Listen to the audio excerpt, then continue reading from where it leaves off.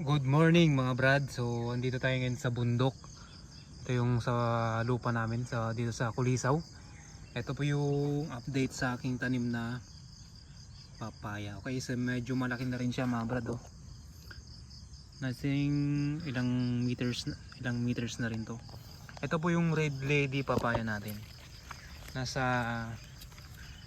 Ang natanim ko lang dito is nasa 25 na kapuno. So ang nabuhay lang ay 23. So may mortality ng 3. Check natin po yung iba. Medyo madamo lang dahil yun nga, nag-uulan-ulan na rin. Kaya lang hindi madalas. So mayroon pa tayo dito ang isa. Guys, ayan, oh.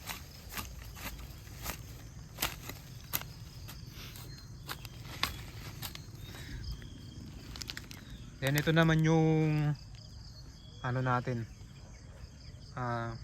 siniguelas. Meron pa po dun, oh. So ito pa po, yan po yung isa pang ano natin, mga papaya natin. Tensya na kung medyo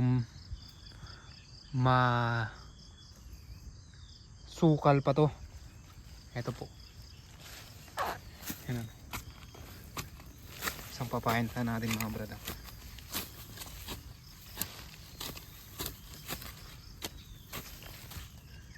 Yan, oh. Ito medyo maganda yung tubo nito. Ito na banda.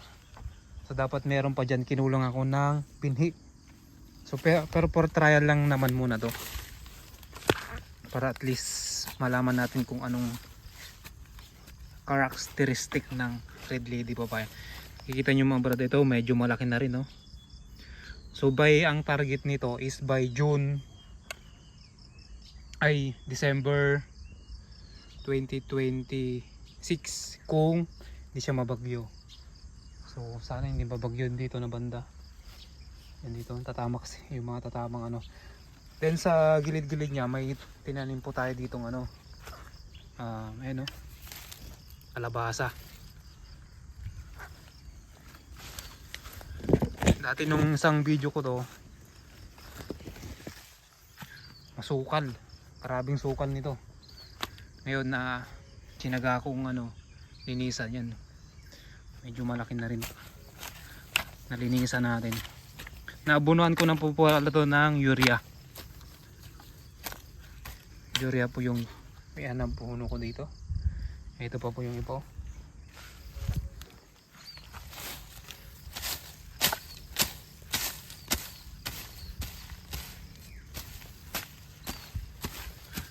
Yan mga brad, may iba dyan sa taas. Ito rin po, kung hindi mo mag-ingat na maapakan sila, buti na lang isula namang pupunta-punta dito. Tayo lang naman, kasi lupa naman ng mother ko to. Lupa pala ng mother ko to. So ayun, ito yung siniguelas sa isang video ko, malaki na, may mga saringit na. Ito pa po, ito nabali yung sanga, pero umusbong pa rin. Kailangan suportahan po natin to ng abono. So ito naman yung kalabasa natin. Yun, thanks God, meron tayong kalabasa dito.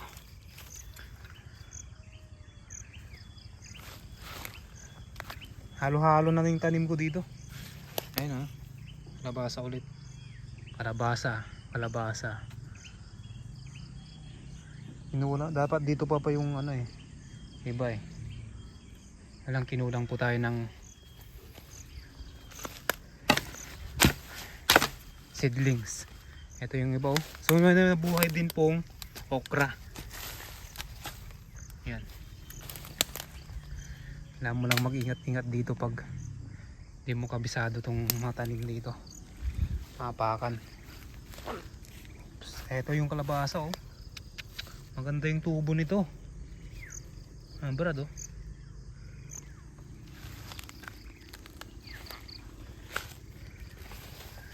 Meron pa po tayo dito mga brad, ayan, kalabay. papaya ulit. So meron pa dyan pagka nun. Kung titignan nyo, masukal pa po.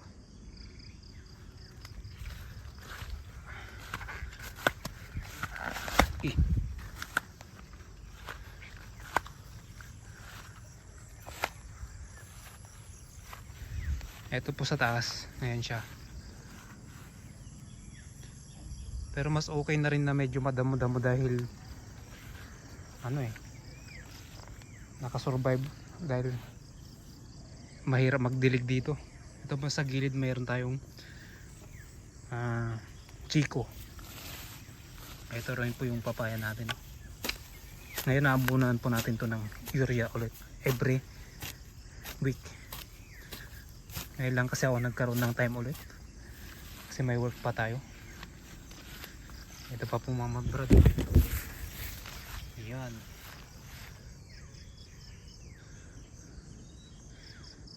Diba? Medyo makalat, ano lang talaga tong farm ko. Pero okay lang. Maayos din yan. Dito pala hindi pa kami nakakapagtanim ng palay dito. Dahil oo nga umuulan pero hindi yung grabing ulan. Hindi sunod-sunod. Ito may mga sitaw tayo dito kung gusto nyo. Ay sitaw. Saluyot pala, sorry. So sa mga brad. So ngayon naman is mag-aabono po tayo ng ating papaya. So dito lang po natin lagay mga brad sa gilid nya. Yan o. Side dress po tawag dyan.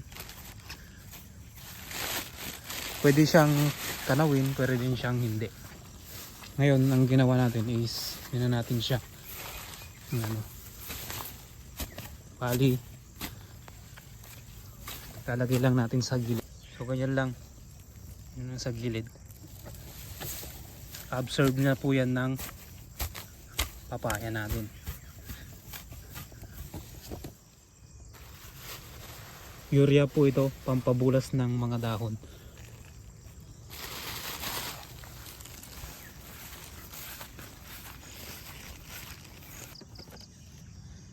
Ano? So ito yung papaya natin. Check natin. Tapos gamit tayo ng pala. Ang liit ka ng pala ko. Available to sa link sa baba. Yan. Kain lang natin mga brad. Ito sa gilid niya. Ako hindi ako expert sa ganito. Ngayon pangatlong try ko na to.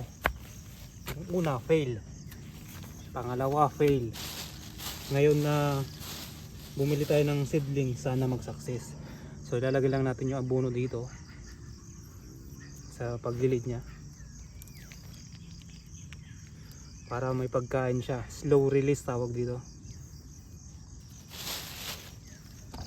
Same din lang sa ibang tanim natin. Ang brand pala ng butong to is Know Your Seed, brad. So hindi siya yung ordinaryong buto. Binili ko po to na seedlings na. Yung sa unang video ko makikita nyo po dyan. Ito napaka-importante ng abono. So ang halaman kasi maraming kailangan i-abono eh. Kung susundin talaga.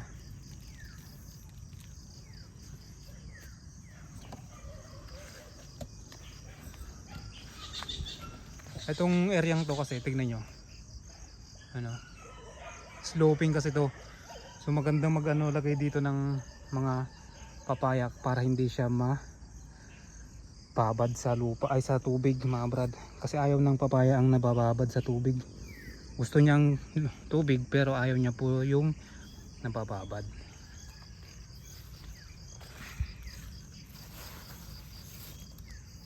Tamang tama lang to. Yung sana ito yung tinaniman ko noon na po luya kaso hindi nag-success. Yan